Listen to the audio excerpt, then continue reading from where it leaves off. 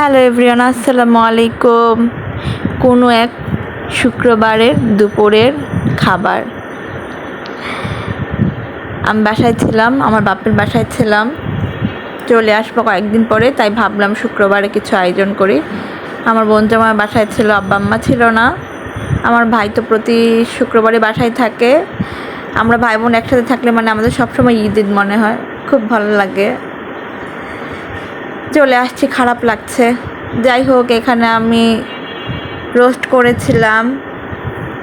আমার ছোট বোন গরুর গোশত রান্না করেছে আলু দিয়ে, মাসকলাইয়ের ডাল ছিল, করলা ভাজি ছিল, ভাত ছিল, সবজি পোলাও ছিল, শসা, লেবু, তারপর ছিল লতা, চাপা শুটকি দিয়ে লতা ছিল, মাছের ভাজি ছিল, অনেক খাবার ছিল আমার বোনদের সাথে।